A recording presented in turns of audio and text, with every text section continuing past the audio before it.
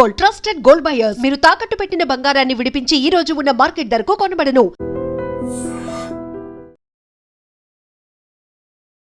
బంగారం వెండి ధరలు ఈ రోజు ఎట్లున్నాయని చాలా మంది సర్చ్ చేయడం స్టార్ట్ చేసిండ్రు. ఎందుకంటే గత 4-5 రోజులుగా అయ్యో ఇక బంగారం కొనలేము, వెండిగా కొనలేము అని ఏ స్థాయిలో అయితే బంగారం వెండి ధరలు పెరిగినాయో అదే స్థాయిలో రోజు రోజుకి కొన్ని వేలల్లో ఈ వెండి అట్లాగే బంగారం ధరలు పడిపోతూ వస్తూ ఉన్నాయి. నిన్నటి వరకు కూడా, అంటే నిన్న బడ్జెట్ ప్రవేశపెట్టిన తర్వాత కూడా వెండి పడ్డది, అట్లాగే బంగారం కూడా పడ్డది. ఈరోజు యాజ్ ఆఫ్ నౌ అంటే 9:30 ప్రాంతాల్లో జస్ట్ మార్కెట్స్ ఓపెన్ చేసినటువంటి ప్రాంతాల్లో 24 క్యారెట్ల బంగారం ధర ఎంతుంది అంటే 1,51,000 ఉంది 24 క్యారెట్ల బంగారం ధర. అండ్ ఇంకోటి చూస్తే గనక వెండి ధర ప్రస్తుతం చూస్తే గనక 3 లక్షలుగా ఉంది. అయినా సరే చాలా ఎక్కువనే. సో 9:30 అంటే మార్కెట్ ఓపెన్ కాగానే ఉన్నటువంటి ధర ఇది. కానీ దీనికి కారణాలు ఏంటి ఇవన్నీ కూడా మనం మాట్లాడితే గనక ఈరోజు 24 క్యారెట్ల 10 గ్రాముల బంగారం ధర 1,51,530గా ఉంది. నిన్నటి ధరతో పోల్స్తే గనక 9,050 రూపాయలు తగ్గింది. 24 క్యారెట్ల 10 గ్రాముల బంగారం ధర 1,38,900కు ఇప్పుడు ఉంది. సో నిన్నటి ధరతో పోల్చుకుంటే ఇది 8,300 రూపాయలు తగ్గింది. ఇక దేశ రాజధాని అంటే ఢిల్లీలో చూస్తే గనక 24 క్యారెట్ల 10 గ్రాముల బంగారం ధర 1,51,680గా ఉంది.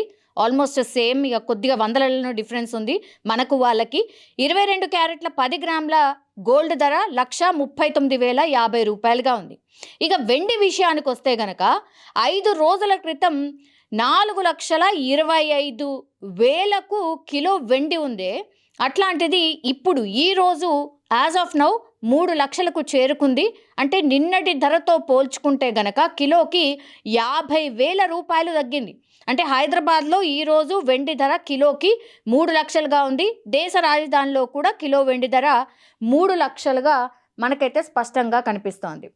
సో ఇప్పుడు కొత్త ఏడాదిలో ఇప్పుడు బంగారం వెండి ధరలు ఊహించిన రీతిలో పెరిగిపోయినాయి కాబట్టి, ఆల్ టైమ్ గరిష్టానికి చేరుకున్నాయి కాబట్టి జనవరి 30 నుంచి ఇప్పుడు బంగారం వెండి ధరలు పడిపోతూ వస్తున్నాయి.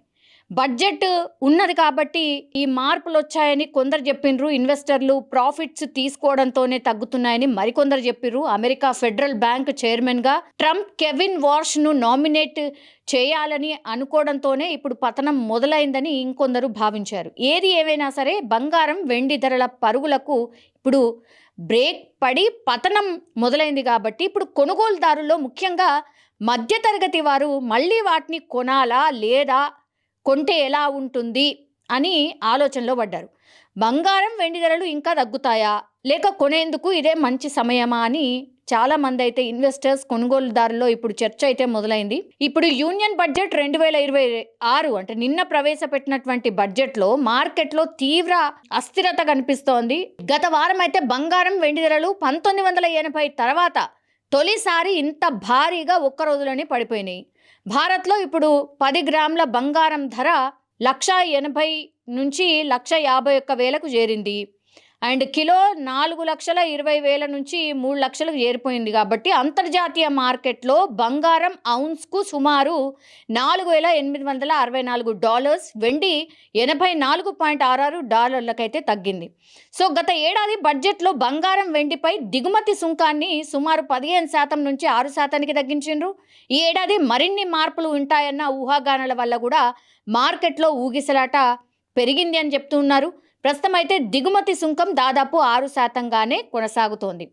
అసలు ధరలు ఎందుకు పడిపోయినాయి? ఈ చర్చ పెద్ద ఎత్తున నడుస్తోంది. ధరలు పడిపోవడానికి ప్రధాన కారణం ఏంటంటే ప్రాఫిట్ బుకింగ్.